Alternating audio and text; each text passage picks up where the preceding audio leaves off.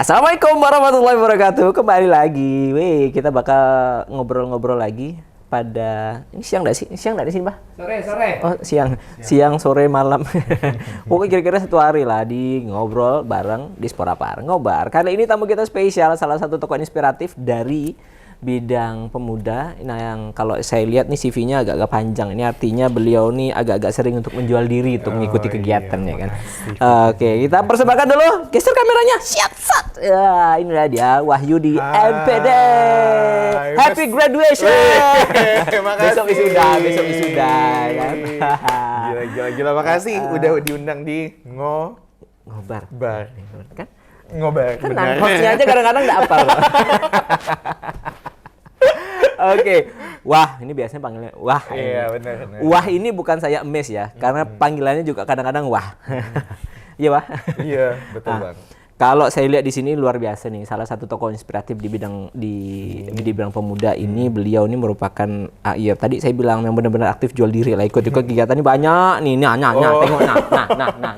Nggak usah saya bacakan satu-satu. Nak pamer pula nih, hostnya dikasih sepanjang-panjang ini ya kan. Salah satunya adalah yang paling penting bagaimana profil seorang Wahyudi MPD ini adalah seorang penggiat ilustrasi, penulis, pelatih, guru muda. Masih muda ya, 28 years old, gang genteng. Ini cerita agent kayaknya ya. Di sini mau tulis sesuai karena di sini tokohnya adalah energik dan karismatik ya. Tapi karena energiknya yang barusan, karismatiknya hilang. Oh, oke. Mari kita buktikan Anda nggak karismatiknya nanti di tengah-tengah ya. Oke. Nah, ini wah, kalau kita lihat ya dari bermula aktifnya di sini kalau saya lihat dari CV-nya ya. Itu dari ikut Duta HIV/AIDS dulu ya. Awal-awal mula menuju dunia gemerlap. Gemerlap dunia pemuda gitu dengan banyaknya aktivitas itu kan. Dari tahun 2015 pemenang Duta HIV/AIDS juara 1. Iya benar. Oke. Bisa ya? Oh, bisa. Bisa 20 tahun. Bisa. Juara tingkat Kalbar, Bapak 20 tahun Anda bisa apa? Reja. Masih ngelajar kelayang kan? Atau masih tawuran kan? Ini contoh inspiratif. 20 tahun dan jadi juara 1 Duta HIV/AIDS Provinsi Kalimantan Barat tahun 2015. Oke. Terus juga ikut lagi abis itu apa nih? Duta Baca Kalimantan Barat tahun 2016 pemenang Duta Baca Intelijensia. Ini ngapa ada Duta Baca Intelijensia? Dia yang paling pandai baca atau gimana? Membaca suasana dan kode alam kayaknya Bang ya. Kayaknya itu perlu lah dilakukan sekarang. Hebat. Karena emang hobinya baca buku Hobi sampai baca sekarang buku. ya. Wah, baca pikiran orang lain nggak sih? Ya, pengennya sih kayak gitu, cuma kan saya bukan cenayang ya Bang ya. Coba lihat yang sebelah sana dengan melihat kamera, mulut agak menganga itu. Kira-kira tandanya apa? Apakah kameramennya haus? Oke, selain itu jadi di tahun 2017 juara 3 Duta Genre Jalur Masyarakat Kalimantan Barat. Ini gimana ceritanya? Ada jalur khusus ya? Nah, kayak dulu tuh di zaman yang saya ikuti itu memang kayak ada 2 jalur pendidikan sama masyarakat. Kok jalur pendidikan itu lewat sekolah atau kampus. Nah, saya tuh lewat PIK atau pusat informasi konselingnya tapi yang jalur masyarakat. Jadi kayak masyarakat yang mendirikan di sebuah tempat kayak gitu kan, terus saya ikuti dan mewakili kayak gitu. Mewakili Kuburaya. Oh, keren banget. Terus wah, agak-agak tersaingi saya. Harapan satu lomba pembawa acara Kalimantan Barat tahun 2018. Terus 2018 juga fasilitator literasi baca tulis regional Kalimantan. Terus merupakan guru inspirator SMP dan SMA di Pelita Cemerlang tahun 2019 yang sudah ya tadi saya tanya ternyata sudah tidak lagi bekerja. Tidak lagi bekerja di situ. Pekerjaannya apa sekarang? Pekerjaannya sekarang adalah seperti yang Anda bilang jual diri. Oh iya. Puas Anda. Tadi dia ngakunya adalah aku pekerja kreatif. Yo, sama-sama. Pekerja bebas. Hey, sekarang yang bebas-bebas banyak cuannya, jangan salah. Terus merupakan salah satu pemuda pelopor Kabupaten Kuburaya di bidang pendidikan waktu itu dikirim ke provinsi ya, Wan? Iya. Programnya waktu itu apa? Programnya waktu itu di bidang penulisan sih sebenarnya, masuk ke ranah pendidikan. Nah, punya gerakan namanya Pustaka Rumah Aloy. Pustaka Sebenarnya Rumah Aloy. ini sebelumnya disebut sebagai Sukarelawan Aloy. Ini nih sebenarnya dibentuk dari mahasiswa. Saya kan backgroundnya adalah pendidikan bahasa dan sastra Indonesia, anak bahasa Indonesia. Lihat seperti kelihatan itu. ya, mana yang pendidikan bahasa, mana yang tidak pernah mengecam pendidikan bahasa, ya kan? Terus Kayak gitu kan. Akhirnya ada seorang dosen yang ngajak kayak kumpul bareng kayak gitu. Awalnya cuma situ bermula kayak teman-teman hobi nulis, teman-teman hobi baca. Udahlah sukarelawan kayak biasa-biasa aja kayak ngajar ngumpul kayak gitu kan.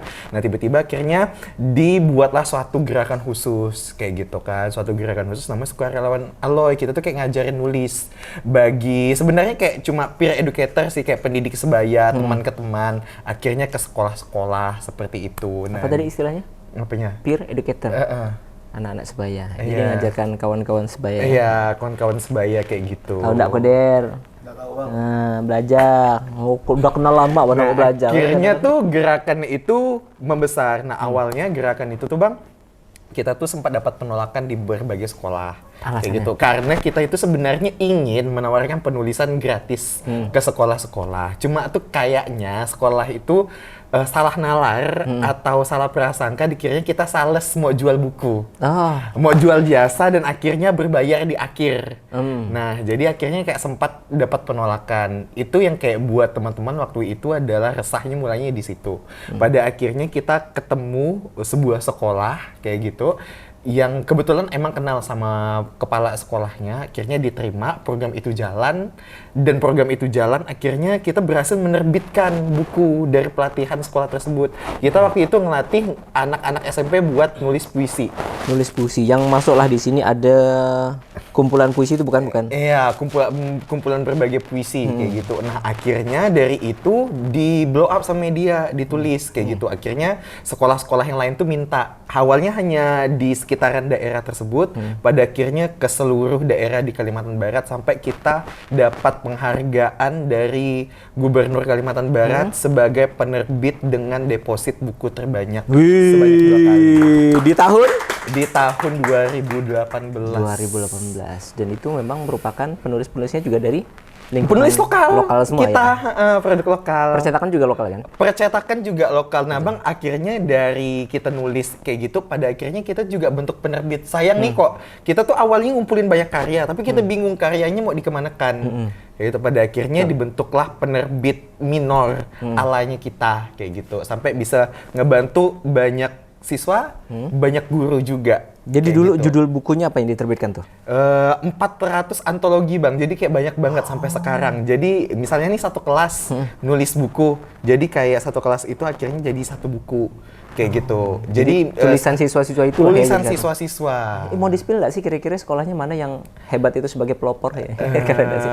Sekolahnya itu kebetulan ada di kota sebelah, di kota tetangga. Nggak apa sebut ya? Iya, di kota Pontianak di SMP Negeri 3 Pontianak. SMP 3 Pontianak, keren Pak. Kepala sekolah yang dulu ya? Pak Subahan. Iya, Pak Suban, keren. Mantap Pak. Luar biasa. Karena kan memang merupakan suatu apa ya? Hal-hal yang jarang kita temui ya. Memang benar-benar akhirnya adik-adik yang memang bersekolah di situ yang mereka punya minat baca dan menulis akhirnya bisa tertuangkan dalam buku yang tentunya melewati proses editing dan lain sebagainya yang luar biasa kan gitu. Nggak semuanya mereka langsung tulis langsung kita terima, pasti ada proses editing. Benar-benar, dan luar biasanya tuh Bang, pelatihan kita tuh hanya 3 kali pertemuan. Oh, melalui pelatihan ya. Benar, dan alhamdulillahnya memang kayak teman-teman ini kan backgroundnya adalah background guru yang di bidang pendidikan Ya. kayak gitu. Sampai kita itu menemukan metode sama teknik yang tepat. Saking kayak banyaknya sekolah yang kita kunjungi, akhirnya kita nemu formula 3 kali pertemuan itu selesai. Pertama teori, 2 adalah mereka latihan, yang ketiga adalah penyuntingan atau editing kayak gitu. Sampai bukunya terbit, dan sampai karena siswa itu guru-guru tuh iri, loh kok siswa saya nerbitkan buku kok guru-gurunya enggak. Habis itu jadi guru mau nggak? Pada akhirnya guru-guru itu banyak yang minta pelatihan menulis, sampai nulis karya ilmiah, sampai best practice. Apalagi kalau misalnya buku-buku itu diterbitkan kan, penting background bagi guru untuk naik golongan biasanya. Betul, betul. Itu dia. Untuk menaikkan angka kredit Iya, biasanya kan buat benar. guru-guru negeri kan. Itulah guru-guru. Emang seharusnya guru-guru kreatif ya. Jangan sampai kalah kreatif. Saking pengennya mengkreatifkan siswa, guru-gurunya malah mentok di situ dan tidak mau berkreativitas. Padahal pada dasarnya guru itu nanti akan mendampingi kesuksesan dari anak-anaknya. Jangan lupa untuk tetap mendampingi dan mengawasi apa ya, mengopi apa yang diajarkan kepada siswanya juga, menerapkan kepada dirinya, sehingga kemajuan teknologi juga bisa tetap diterapkan pada guru-guru itu sendiri. Jadi nanti pendampingannya begitu siswanya udah maju one step ahead gitu kan, udah sampai almost on the top gitu kan, malah guru-guru masih di sini gitu, nggak bisa mendampingi, ujung-ujungnya cuma bisa melongo. Begitu yang ini udah pinter pengen nanya lagi, guru malah nggak bisa jawab ya gitu kan. Kebanyakan kayak emang guru itu masih banyak tuturi handayani, dari belakang hanya berikan dorongan. Ayo. Pada dasarnya emang kayak Ki Hajar Dewantara tuh udah benar bilang kita harus ingat ingarsonya, sung tolodonya, kayak gitu. Dari depan berikan tauladan yang baik, kayak gitu. Jangan cuma support, tapi dari depan kayak kasih contoh yang baik. Oh ini loh, kayak gitu. Kan kebanyakan kayak misalnya guru suka memerintah atau menginstruksikan sesuatu, tapi mereka tidak mengerjakan. Contoh, abang pernah belajar, bacalah puisi dalam kelas, tapi apakah guru mencontohkan dan memodelkan bagaimana pembacaan puisi? Kadang-kadang bahkan siswanya harus menginterpretasikan puisinya itu sendiri, sehingga satu puisi diinterpretasikan tuh macam-macam ya kan. Ada yang baca dengan semangat, ada yang baca dengan sedih, tergantung dengan interpretasi apa yang ada di pikiran mereka tentang apa yang ada di teks-teks yang ada dalam puisi itu. Itu kan. Salah nggak saya? Betul nggak? Betul nggak tadi semua saya? Nggak ada yang salah. Alhamdulillah. Yang salah hanyalah punya saya. Kan? Cantik belum? Luar biasa. Terus abis itu juga merupakan juara 2 lomba menulis cerita guru inspiratif tingkat nasional tahun 2022. Boleh di-spill gak? Kira-kira ini mana ceritanya? Ini awal mulanya coba. Prosesnya cukup panjang, tapi saya akan membagi alur kronologi secara singkat dan padat ya. Dalam kurun waktu setengah SKS saja ya. Jangan 2 SKS satu semester ya. Jadi emang ini nih berkelanjutan. Nah, karena jadi sukarelawan pada saat itu akhirnya jadi pemuda pelopor kebudayaan di ranah pendidikan kayak gitu. Nah, karena kayak bergabung di sukarelawan Rumah Aloy sampai dapat kesempatan jadi fasilitator literasi regional Kalimantan. Jadi saya dilempar ke Kalimantan Timur kayak gitu buat pelatihan literasi yang di-coaching sama orang pusat. Nah, waktu itu Kalimantan Barat perwakilan cuma 8 orang. Nah, saya menjadi satu di antaranya kayak gitu kan. Dilatih dari sana akhirnya kayak nggak mungkin dong, maksudnya kita udah dilatih kita tidak melakukan hal sesuatu. Ikutlah pemuda pelopor kayak gitu kan. Nah, dari pemuda pelopor itu akhirnya kayak banyak hal yang bisa didapatkan dari afiliasi, dari achievement, dari personal brandingnya dapat kayak gitu kan. Nah, itu saya bawa ilmu-ilmunya itu ke sekolah. Karena kan mengajar waktu itu jadi guru. Ke sekolah saya bikin program literasi. Jadi ajak kerjasama penerbit Pustaka Rumah Aloy, MOU kita bikin pelatihan menulis bareng-bareng. Jadi tuh di sekolah tersebut yang waktu saya mengajar, setiap tahun itu akan ada pelatihan menulis dan akan ada seri-seri buku yang keluar. Jadi yang kayak ensiklopedia di seri 1, 2, 3. Nah, di sekolah tersebut tuh ada. Mungkin ada kayak model kumpulan-kumpulan jurnal. Mungkin pernah lihat ya Bapak ya? Kumpulan-kumpulan jurnal di kampus tuh masing-masing fakultas ekonomi itu ada kumpulan jurnalnya gitu. Jadi model-model gitulah gitu ya. Nah, pada akhirnya adalah lomba menulis guru cerita inspiratif waktu itu di masanya setelah pandemi, masih rada-rada pandemi lah pada saat itu. Nah, di situ saya menceritakan tentang seorang siswa yang saya bantu. Semoga siswanya nonton ya. Seorang siswa yang saya bantu, dia hampir bunuh diri. Nah, gara-gara? Bunuh diri karena stres waktu masa pandemi. Jadi kan banyak ini ya, banyak masalah mental yang terjadi. Jadi kayak gini. Gimana? Jadi kayak gini. Terus, gak selamanya di rumah itu justru aman dan damai. Waktu sebelum masa pandemi, orang tua sibuk, anak sibuk, orang tua sibuk kerja, anak sibuk sekolah, jadi mereka hanya bertemu sebentar waktunya. Ya kan? Tapi ketika pandemi, Tuhan meminta kita itu sama-sama banyak waktu dalam satu keluarga. Makin intimate. Akhirnya kelasnya justru makin lebih banyak di sana. Jadi orang tuanya itu perusahaannya atau usahanya itu chaos, kayak gitu kan, udah mau gulung tikar, anak-anaknya diminta jadi karyawan. Sementara masih ada beban tugas di sekolah yang banyak. Jadi kayak bingung antara membagi waktu sama pekerjaan sama orang tua ya. Iya, pekerjaan sama orang tuanya sama ketika tugas-tugasnya di sekolah. Belum lagi tekanan-tekanan, omongan-omongan yang lain dari orang tua yang awalnya tidak ada. Karena ya orang tuanya pasti pasti stres, mungkin usahanya bangkrut, tidak terima kenyataan dan segala macamnya. Akhirnya kayak semuanya masalah makin kompleks, mau bunuh diri. Waktu itu saya ingat, saya adalah satu di antara guru yang dia percaya buat cerita. Waktu itu saya ingat ya kayak sekolah masih Zoom meeting. Ini anaknya sangat aktif dan sangat ceria. Waktu itu dia hanya diam. Dan saya tanya, kok tumben banget hari ini kamu nggak bawel, nggak diam, biasanya kayak paling aktif bertanya ribet. Tiba-tiba dia menangis. Oke, pelajaran saya lanjutkan. Di akhir saya minta kayak jangan keluar dulu, jangan live dulu. Kita tinggal di sini ya. Akhirnya kayaknya dia mulai cerita dan mulai trust atau mulai percaya sama saya. Akhirnya menceritakan semuanya hingga hanya ada 2 guru yang itu dikasih tahu. Satu teman saya masih bekerja di sekolahnya. Kemudian saya sudah tidak lagi.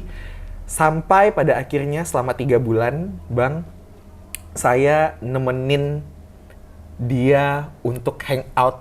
Recovery-nya? Iya, setidaknya untuk melepas masa jenuhnya. Ya, recovery dari si mintanya. Iya, jadi kayak setiap 1 minggu kita kayak selalu ketemu, yang dia kayak ingin bunuh diri, yang dia sangat membenci dirinya, dia sangat membenci keluarganya, kakaknya, adiknya, ibunya, semua dibenci. Pada akhirnya dengan kegiatan healing tersebut, yang kita kayak bikin sedemikian rupa, ini sebenarnya kayak di luar tanggung jawab saya bekerja sebagai guru sebenarnya. Kayak gitu kan, pada akhirnya selama 3 bulan itu dia membaik dan sampai dia punya hobi. Hobinya apa? Baca buku. Karena saya sering ajak dia ke sebuah store, kayak gitu ya. Sebut aja ya mereknya kali ya. Gramedia. Terima kayak kasih gitu. Gramedia untuk fasilitas baca gratisnya ya. Hiburan. Kita beli buku sama-sama, kita baca. Jadi kita tuh kayak sering sharing. Jadi gibah kita tuh bukan gibahin orang. Daripada digibahin yang kayak papanya, ibunya, adiknya, kita gibahin buku. Ngulik buku lah ya. Iya, kayak kemarin aku baca ini sumpah ini kayak keren boy ya, kayak gitu. Jadi mesti kayak gitu. Anak menteng. Nah, jadi anak jaksel ya. Jadi yang cerita guru inspiratifnya itulah yang kayak ceritanya dia yang saya angkat ke dalam lomba tersebut. Sebenarnya nggak nyangka sampai juara 2. Pada akhirnya karya-karya yang terkumpul setelah diumumkan itu diterbitkan jadi buku lagi. Jadi kayak akhirnya kayak di tahun itu saya juga berkarya dan saya kasih tahu, makasih ya ceritanya, ini cerita yang saya ambil dari kamu. Dia kayak bilang, Pak, makasih banyak, aku nggak nyangka ternyata keresahan aku, masalah aku bisa menjadi inspirasi siswa seluruh Indonesia. Katanya kayak gitu. Keren, luar biasa.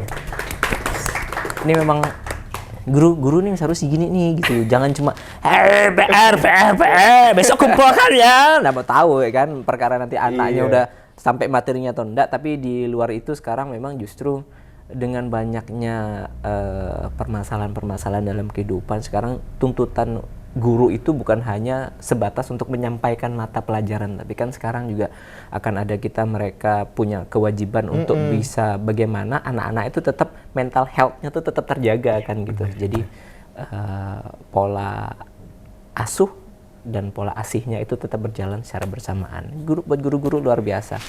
Oke, penasaran? Wah, udah narasumber kita udah agak-agak berlinang-linang kan, karena memang cerita karena pasti. kalau inget itu tuh sumpah itu hal yang itu sangat berarti memang benar-benar true story ya, kan? Dan memang karena memang apa yang dirasakan itu memang benar-benar dialami, model pendampingan yang luar biasa sampai beberapa bulan sampai akhirnya untuk mengalihkan bagaimana kejenuhan itu mengalihkan pada hal-hal tertentu. Nah, selanjutnya bukan hanya sebatas itu loh prestasi dari Wahyudi ini sendiri, mendampingi seseorang sampai mendapatkan juara 2 lomba menulis cerita guru inspiratif tingkat nasional tahun 2022. Tapi ada pengalaman luar biasa lainnya yang nanti bakal kita kulik. Kita bakal kembali lagi di Ngobar, ngobrol bareng Dispora Par. Jangan kemana-mana. Workshop kewirausahaan bagi para pemuda se-Kabupaten Kuburaya yang dilaksanakan oleh Dispora Par Kabupaten Kuburaya tanpa disangka-sangka mendapatkan animo yang luar biasa. Dari kuota yang hanya untuk 30 orang peserta, ternyata pendaftarnya hampir mencapai 6 kali lipat dari total kuota peserta, sehingga bahkan kami Dispora Par Kabupaten Kuburaya harus menutup jadwal pendaftaran menjadi lebih awal. Ini membuktikan bahwa jumlah wirausaha muda di Kabupaten Kuburaya semakin tahun semakin meningkat dan juga semangat dari para wirausaha muda ini untuk terus belajar dan mengembangkan diri juga semakin tinggi. Nah, pada pelatihan ini kami memberikan materi-materi tidak hanya sebatas untuk manajemen usaha saja, tapi juga bagaimana penguatan dari sisi perizinan usaha, bagaimana kemudian membangun konten promosi dan publikasi secara digital yang jauh lebih baik, kemudian juga penguatan skill ya, terutama soft skill, bagaimana kemudian punya public speaking yang jauh lebih baik lagi, hingga nanti kami harap kegiatan pelatihan ini dapat bermanfaat bagi para wirausaha muda untuk mengembangkan usahanya dan membuat usahanya dapat terus berlanjut, dapat terus sustainable hingga ke waktu-waktu yang akan datang. Dan tentunya kita berharap para wirausaha muda yang saat ini baru saja memulai usahanya, diharapkan semakin tahun, semakin waktu ke depan akan menjadi usaha yang semakin solid, semakin kuat, dan juga semakin maju dan sukses, dan tentunya nantinya akan berdampak pada kesejahteraan masyarakat Kabupaten Kuburaya dan juga nantinya akan berpengaruh pada peningkatan perekonomian Kabupaten Kuburaya secara keseluruhan. Selamat bagi para peserta untuk wirausaha kali ini, dan ayo kita tunggu kegiatan-kegiatan pelatihan kewirausahaan muda bagi para pemuda se-Kabupaten Kuburaya yang akan datang. Pemuda maju! Siapa kita? Wirausahawan Muda Kuburaya. Wirausahawan Muda Kuburaya. Menanjak sejahtera dari Kuburaya untuk Indonesia mendunia. Assalamualaikum warahmatullahi wabarakatuh.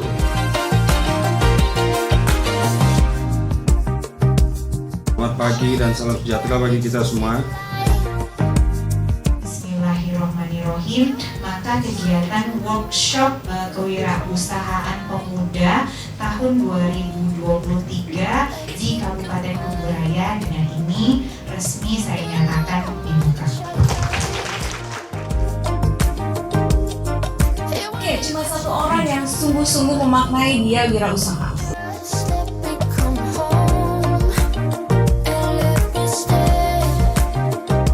Saya Guntoro dari Raso Jaya. Usaha yang saya tekuni saat ini ialah usaha jasa titip. Namun jasa titip saya lebih mengarah pada pedagang-pedagang kecil dan warung-warung yang membutuhkan barang dengan jumlah yang besar. Kasih caption. Terus karena kurang laku, diganti lagi, ubah. Nah, ada kita coba untuk teman-teman saya di sini ngasih formula teman-teman.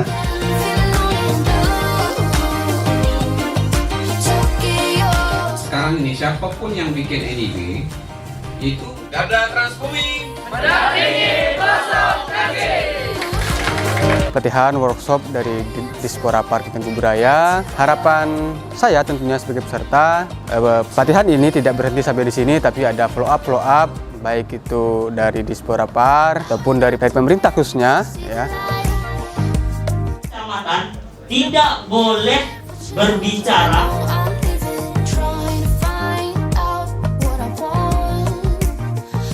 Semuanya, perkenalkan nama aku Anissa Oktragalia dan aku mungkin salah satu peserta yang paling kecil di sini. Aku SMA dan kelas 3 dengan umur 18 tahun.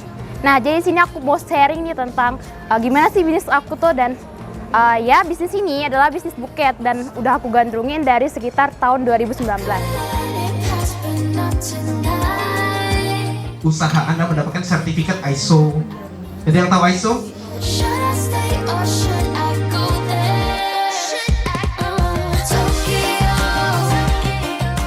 Untuk harapan saya pada hari ini di kegiatan workshop kepemudaan wirausaha muda yang diselenggarakan oleh Dispora Park, agar tidak cukup sampai di sini, kegiatan ini berkelanjutan untuk kedepannya dan dapat berkolaborasi dengan wirausaha yang tersebar di Kuburaya. Ada kegiatan-kegiatan lagi untuk menambahkan wawasan, apalagi untuk pemuda khususnya dan perempuan, karena sekarang adalah perempuan itu harus banyak relasi dan pengalaman.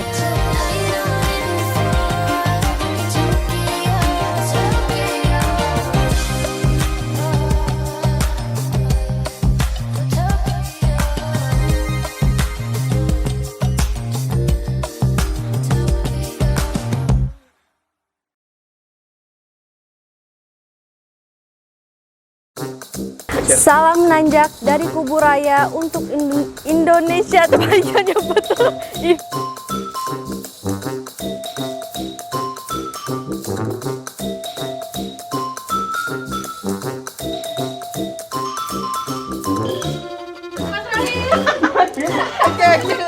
Ada.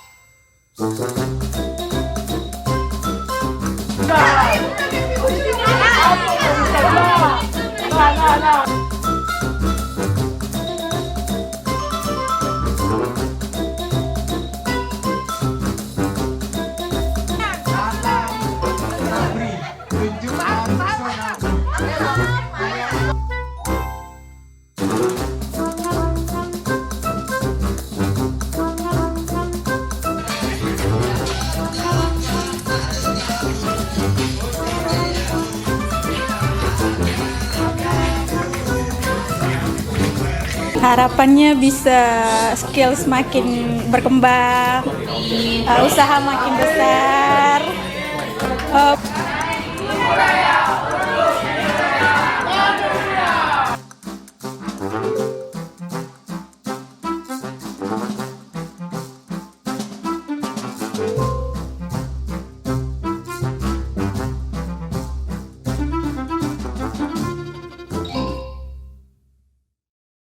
Balik lagi di ngobrol bareng di Spora Par, masih bersama dengan apa sih ini bintang tamu kita ini Bang Wahyudi yang luar biasa. Tadi udah mulai berkaca-kaca kan, menceritakan tentang bagaimana pendampingannya, bagaimana prestasi yang diperoleh dari pendampingannya terhadap siswa yang memiliki latar belakang yang waktu itu memang benar-benar harus struggling lah ya kan dengan kehidupan pribadinya. Sampai waktu itu kalau waktu kejadian itu siswanya kelas berapa? Masih kelas 10, SMA kelas 1. SMA kelas 1. Oh, jadi luar biasa. SMA kelas 1 dia harus kerja, ya, bantu orang tuanya, sekolah. Berarti sekarang kalau 2022 otomatis 2023 sekarang udah mau lulus nih. Udah tahun terakhir ya. Luar biasa. Berarti masih sering kontak-kontak ya? Masih. Jadi kalau sering ketemu sampai sekarang. Nah, kalau bicara tentang flashback itu tapi pasti mengandung bawang lah. Iya. Kan? Oke, kalau tadi kita melihat bagaimana prestasi-prestasi yang sudah dilakukan sama salah satu tokoh pemuda inspiratif di Kabupaten Kuburaya ini, kita kembali lagi mengulik karena memang prestasinya bukan hanya di situ juga ya, bukan hanya di situ aja. Terlihat di sini, memang terlihat. Saya mau nggak mau emang harus lihat-lihat CV beliau karena agak-agak minder gimana gitu. CV saya tuh isinya kosong. Saya nggak ada kerja apa-apa. Terus di sini kan selain tadi dedikasi terhadap pendidikan adalah melakukan pendampingan. Di sini juga ada beberapa dedikasi merupakan bahasa Indonesia. Dulu pernah ngajar di Pelita Cemerlang Pontianak. Terus ada juga prestasinya adalah sebagai penulis buku mata pelajaran pendidikan kewarganegaraan ya. Level SD, judulnya Ibu Pertiwi. Hayo yang kalian masih SD, apakah kalian mendapatkan catatan atau buku yang diterbitkan salah satu ditulis oleh Bang Wahyudi dengan judul Membangun Karakter Bangsa Melalui Pancasila. Iya. Ini boleh di-spill dikit lah tentang ini. Ini keberlanjutan sebenarnya yang kayak menulis lomba menulis cerita guru inspiratif tadi itu adalah di sebuah perusahaan yang sama. Oh, gitu? Ini. Nah, akhirnya waktu itu saya itu seleksi untuk menjadi penulis nasional. Kayak gitu, karena penerbit ini butuh penulis dan saya waktu itu belum tahu produknya, bukunya apa, kayak gitu kan. Saya ikut seleksi dari ratusan penulis itu, akhirnya dipilihlah 8 penulis di seluruh Indonesia. 8. 7 orangnya dari Jawa, 1-nya dari Kuburaya. Kuburaya, jeng. Oke. Merasa ini ya.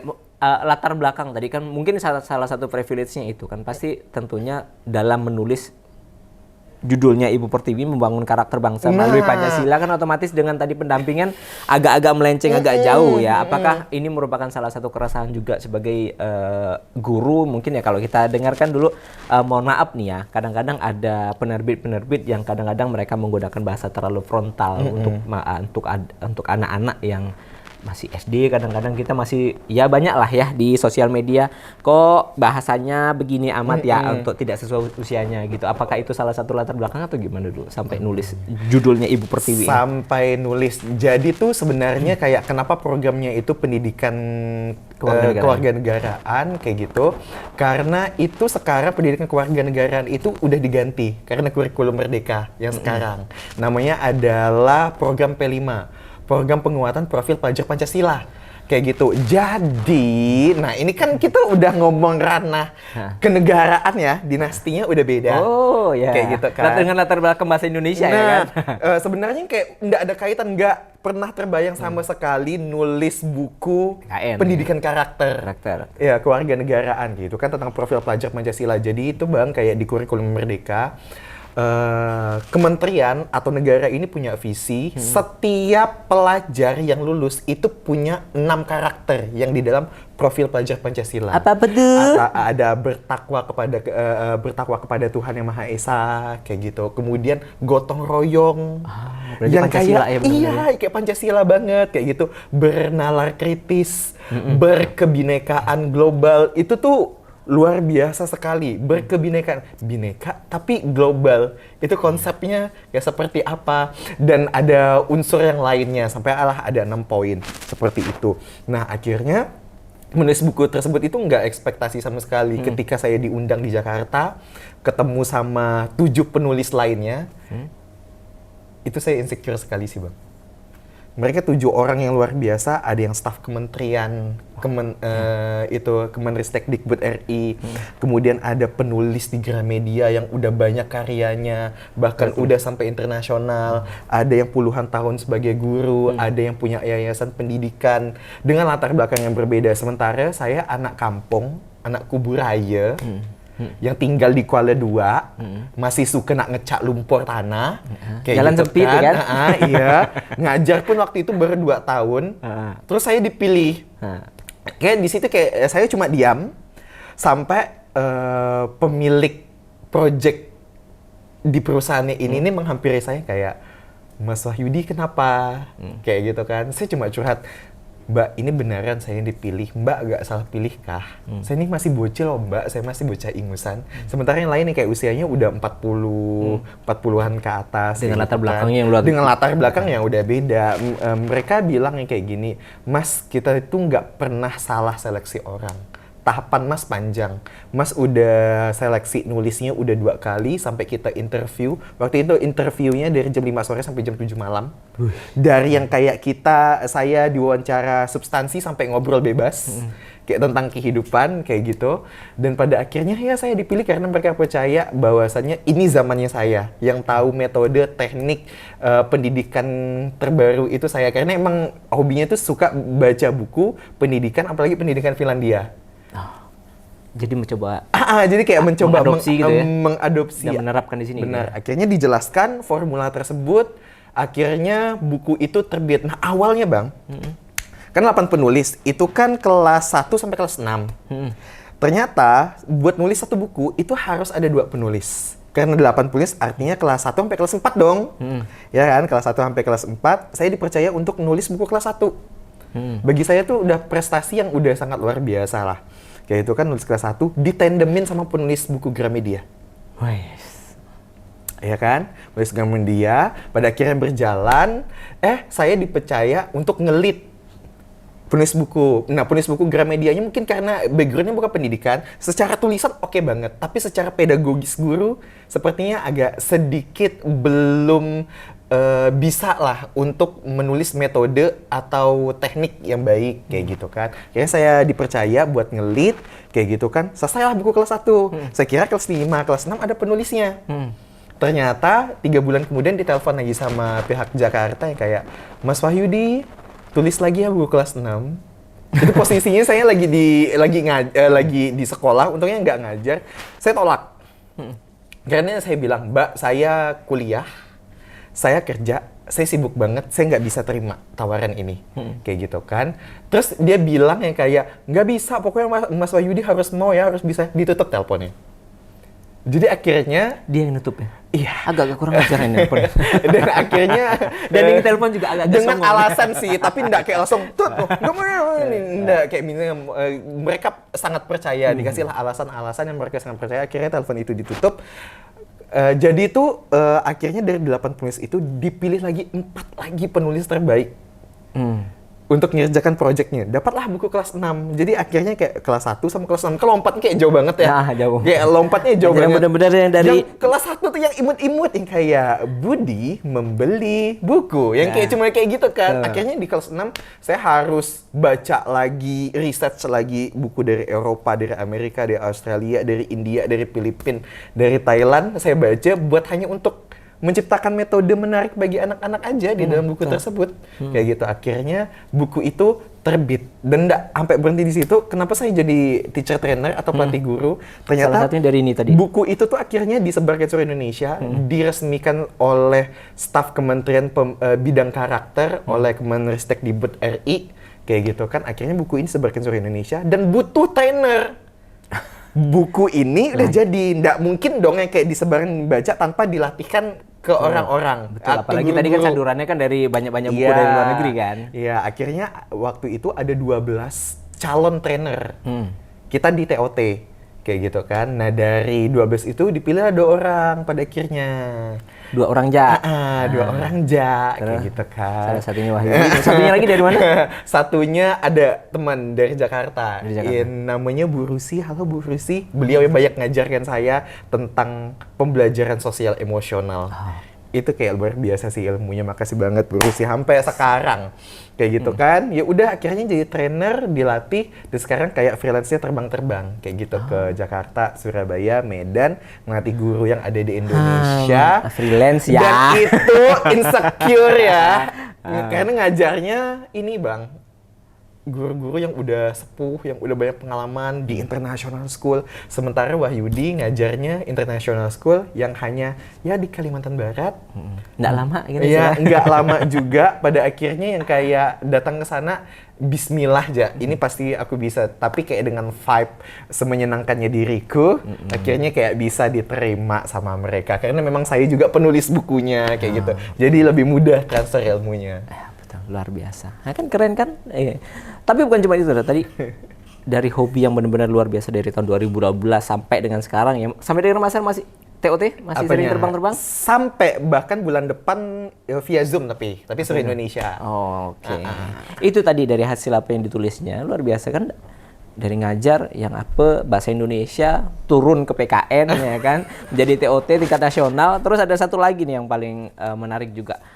Beliau ini salah satu tokoh pemuda inspiratif di mana sebagai Chief of Relation Officer Changemaker Indonesia. Ini merupakan salah satu kegiatan apa sih? Leadership gitu nggak sih? Apa gimana guys? Iya, kegiatan kepemudaan. Iya, kegiatan kepemudaan. Dari?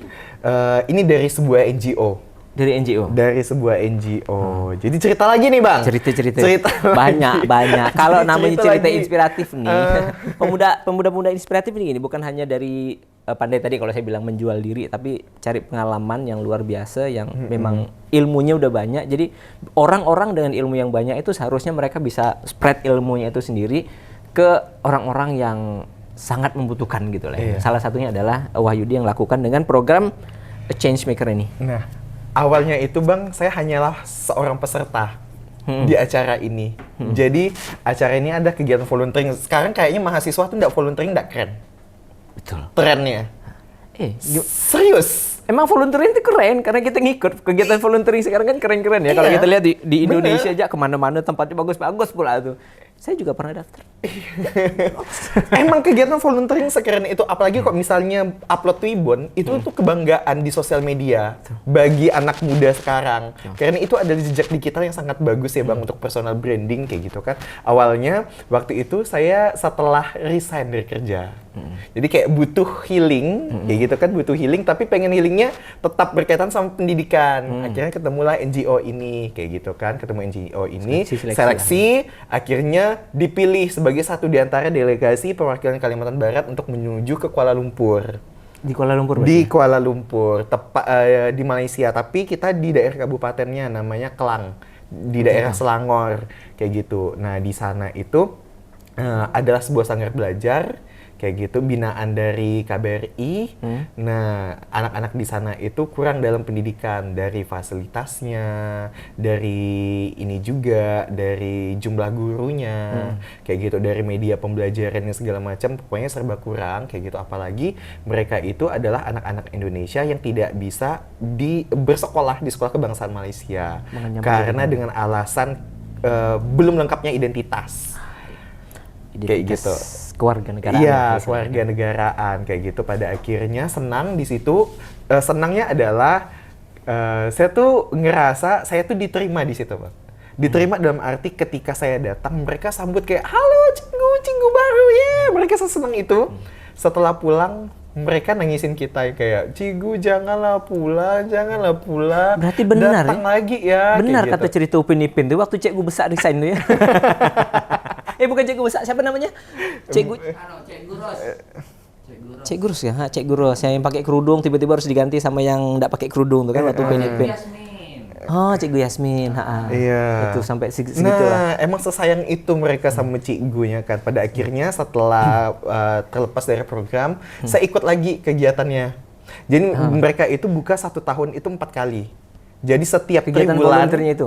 Setiap tribulan, setiap 3 bulan sekali mereka open batch dengan orang-orang yang berbeda di seleksi seluruh Indonesia. Satu batch itu maksimal hanya 30 orang.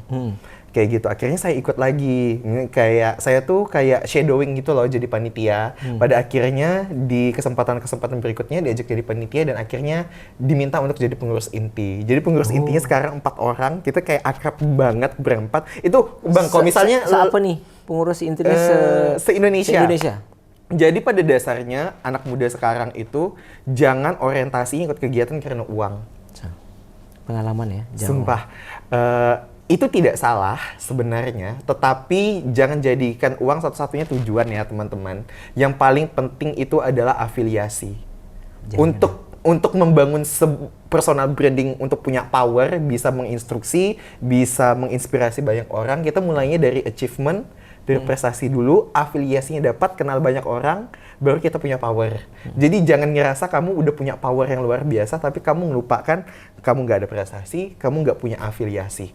Kayak gitu. Jadi karena afiliasi ini, kita pengurusnya berempat, satu teman saya dari Medan, satu dari Surabaya, foundernya, satu dari Makassar, dan satu dari Kuburaya. Kayak gitu. Jadi kita 4 pulau yang berbeda, 4 daerah yang berbeda, tapi kita kayak selalu meet di Malaysia. Buat mengadakan kegiatan aksi. Nah itu dia. Kalau berbicara tentang bagaimana warga negara Indonesia, kita bisa bilang warga negara Indonesia walaupun mungkin dokumen kewarganegaraannya nggak ada gitu ya. Pernah juga dengar ini mungkin agak-agak spill gimana ya. Di mana mereka kadang-kadang ya tadi dengan latar belakang itu mereka tidak mendapatkan keterbatasan aksesibilitas untuk mengenyam pendidikan sampai ke pendidikan tinggi. Bener nggak sih? Di sana kan rata-rata masalah dari anak-anak dari TKI ya kan. Ya walaupun mereka kadang-kadang dilengkapi dengan dokumen gitu, mungkin akan ada keterbatasan untuk mengenyam pendidikan yang lebih tinggi lagi, baik itu ke senior high school ataupun mungkin ke university gitu kan kalau ada di sana. Itu gimana sih? Miris nggak sih sebenarnya ketika pertama kali ikut ke sana dan berulang-ulang juga sekarang jadi panitia inti lah istilahnya kan. Merasa miris nggak sih dengan melihat dari anak-anak atau adik-adik ataupun ya anak-anak dari DKI yang ada di sana gitu? Wah. Miris sekali. Kebanyakan itu para delegasi itu ekspektasinya sekolah di Kuala Lumpur itu udah sekelas international school, mereka bisa bahasa Inggris dan segala macamnya. Mereka sangat memprihatinkan. Ada yang kelas 6 SD baru bisa baca. Ada. Tapi kelas 6? Kondisinya itu, teman-teman, lebih buruk daripada SD paling buruk yang ada di sini. Bisa dikatakan seperti itu. Mereka itu bukan benar-benar yang kayak ada gedungnya, karena mereka sekolah di sanggar belajar, pendidikan non formal. Mereka dikumpulkan ke sebuah tempat, misalnya ada yang memang punya bangunan, ada yang kayak hanya perumahan, menggunakan selasar rumah dan segala macamnya.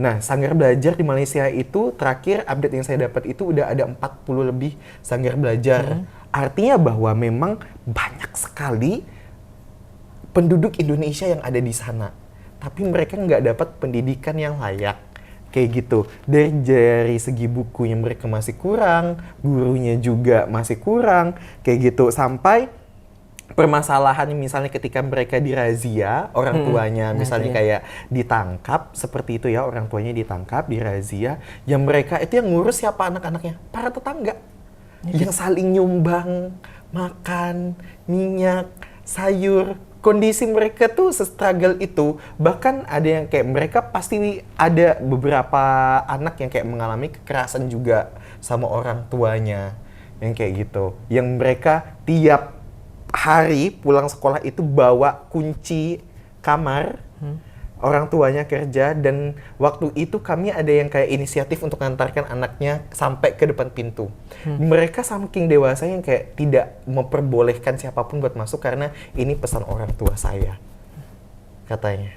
Kayak gitu. Ada kayak satu kisah lagi waktu itu ketika saya jadi volunteer, saya buat program namanya nulis surat cinta buat orang tua. Waktu itu semuanya nulis, saking ada satu anak dia nggak menulis. Kami tanya, alasannya kenapa? Papa saya suka pukul mama saya, katanya. Dan itu nggak pengen dituliskan gitu ya? Iya, dan kayak mama saya sekarang udah nggak ada, katanya kan. Dan sampai di situ kayaknya program ini salah deh, harusnya bukan buat orang tua tapi buat siapapun yang dicintai harusnya. Tapi di situ akhirnya kayak dengar cerita. Jadi situ teman saya yang menangani itu keluar kelas, dia kayak nangis dulu kan. Habis itu kayak dia masuk lagi. Terus anaknya bilang kayak gini, tapi saya masih mau nulis, katanya kan. Ya udah. Anak yang tadi itu tadi. Iya, akhirnya kayak ya udah kamu mau tulis buat siapa suratnya? Saya tulis surat cintanya buat cik gua aja ya. Itu makin nangis kami. Jadi kayak emang sesedih itu kondisi di sana. Nah akhirnya kayak anak-anak yang selalu menantikan kedatangan kami, kayak gitu kan, kami merasa diterima dan merasa punya keluarga baru di sana. Hal itulah yang menjadi lumbung-lumbung kerinduan kami yang kami tabung biar kami bisa lagi berangkat ke sana. Iya, saking mungkin kalau kita lihat asumsi kita bahwasanya menjadi seorang TKI itu menjadi seorang yang wah gitu. Menjadi sebuah kehebatan sampai ada orang yang, ya mohon maaf ya, saya juga pernah kerja di bandara waktu itu ya, ada TKI Indonesia begitu datang ke Indonesia, bahkan yang merampas kerja keras mereka selama di luar negeri itu sendiri, bahkan orang-orang kita ya, walaupun kita tidak tahu. Nah setelah kita mendengar cerita dari Wahyudi itu sendiri yang sudah turun ke sana, memang kita melihat bagaimana struggle dari TKI Indonesia yang ada di sana, apalagi yang tadi dengan tidak dilengkapi dengan kependudukan, bukan hanya dari sisi TKI-nya, tapi juga dari anak-anak dari TKI itu sendiri. Terbukti bagaimana kedewasaannya itu menyikapi kehidupan, kayak salah satu tadi yang dihadapi kan. Kenapa mereka tidak bisa mempercayai orang lain selain orang tuanya adalah mungkin mereka sering melihat orang tuanya itu dirazia sampai harus bersembunyi apa segala macam. Itulah salah satu kunci mereka untuk melindungi orang yang mereka cintai, salah satu itu betul kan. Untuk itu jadi mereka melihat bagaimana orang tua mereka ditangkap, masukkan penjara, mereka harus dipelihara sama tetangga dan keluarga-keluarga sendiri, mereka tidak bisa mengenyam pendidikan yang luar biasa gitu kan. Terus juga bahkan mungkin kalau kita bisa bilang, pernah nggak sih tanya ke adik-adik di sana pengen jadi apa gitu misalkan? Itu selalu. Terus apa jawaban mereka? Terus ya itu selalu kalau misalnya ada program. Jadi kalau misalnya setiap volunteer kita akan bagi beberapa divisi. Ada divisi pendidikan, ada divisi lingkungan, ekonomi kreatif buat warga. Kita kayak biasanya ngasih pelatihan warga-warga itu buat makan-makan Indonesia agar bisa dijual di sana. Kayak gitu kan. Ada ini divisi kerohanian. Karena notabene Islam mereka sangat kental, kayak gitu kan. Dan ada divisi kesehatan. Seperti itu, jadi ada 5 divisi. Nah, divisi yang sering mengadakan untuk kayak aku mau jadi apa atau cita-citaku, kayak gitu ada divisi pendidikan biasanya. Tapi semuanya akhirnya diterapkan kepada seluruh kelas seperti itu. Nah, ketika mereka ditanya mau jadi apa, jawabannya mereka kayak beragam. Jawabannya mau apa? Ada yang pengen jadi kayak orang tuanya, pengen jadi ustadz. Ya kan, pengen jadi kayak seperti Pak Jokowi, ya. Terus pengen jadi YouTuber juga ada. Ada juga. Ya mereka juga kayak melek akan hal itu, kayak gitu. Nah, jadi cikgu karena kayak, ya saya ingin jadi cikgu karena cikgu-cikgu di sini baik-baik, kayak gitu. Mereka jawabannya walaupun kayak saling gitu. berganti tadi itu ya. Ya walaupun sering berganti. Nah sampai sekarang tuh mereka sering DM, ayo dong kesini lagi, ayo dong kesini lagi. Buat yang sudah ini ya, udah dewasa kayak gitu, yang kayak udah kelas 6 ke atas, mereka punya HP, mereka biasa follow Instagram kami, terus mereka chat. Tiba-tiba biasanya video call. Masih ada berarti? Sampai sekarang. Itulah fungsinya mereka kalau kita tidak merindukan. mengganti sosial media ya kan. Iya. Mereka kadang-kadang keep in touch kita dengan sosial media, tapi kadang-kadang kita buat kalian-kalian lah pokoknya yang sering bergonta-ganti sosial media, percayalah apalagi kalau kalian aktif di kegiatan-kegiatan, somehow ada kerinduan mereka untuk bisa keep in touch kembali lagi dengan apa yang sudah kita lakukan, kita interaksikan dengan mereka, ya kan, bener kan? Iya. Sampai mereka kangen-kangenan, melepas rindu, segala macam, pengen, bahkan kadang-kadang pengen cerita. Nah ini salah satu cerita inspiratif yang sudah kita lakukan, salah satu pemuda inspiratif ya. Apalagi kalau mau tahu bahwasannya anak-anak Indonesia yang ada di luar negeri sana, mereka memiliki keterbatasan pendidikan. Rata-rata hanya sampai junior high school atau SMP, ya kan? Untuk mengenyam pendidikan yang lebih tingginya lagi, mereka memiliki keterbatasan karena tadi tidak bisa mengakses pendidikan yang lebih tinggi lagi, memang karena memang tidak ada sekolahnya. Tapi yang paling penting adalah ini hanya sebagai bagian untuk bisa memberikan pendidikan yang layak, walaupun memang kalau menurut kita di Indonesia sendiri itu sih tidak layak lah istilahnya, karena program belajar kita sekarang udah 12 tahun, artinya seluruh siswa kita paling tidak lulus SMA, tapi rata-rata mereka di sana SMP, lagi-lagi karena keterbatasan dokumen kependudukan yang mereka tidak dapat apalagi kadang-kadang orang tuanya mereka dan lain sebagainya.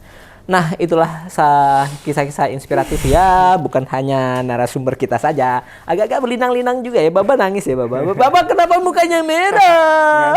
Baba jangan nangis, nanti aku sedih. Nah, luar biasa kan ya. Inilah kenapa pemuda-pemuda sekarang itu harus lebih aktif, harus lebih reaktif, harus lebih peka terhadap lingkungan mereka itu sendiri. Gitu. Jangan pernah berhenti untuk menggapai prestasi hanya ada di sini saja, karena di luar sana itu banyak sekali kisah-kisah yang luar biasa. Ketika kita memang menghadapinya itu bisa menjadi kisah-kisah yang inspiratif, bisa kita ceritakan kepada siapapun dan akhirnya akan menjadikan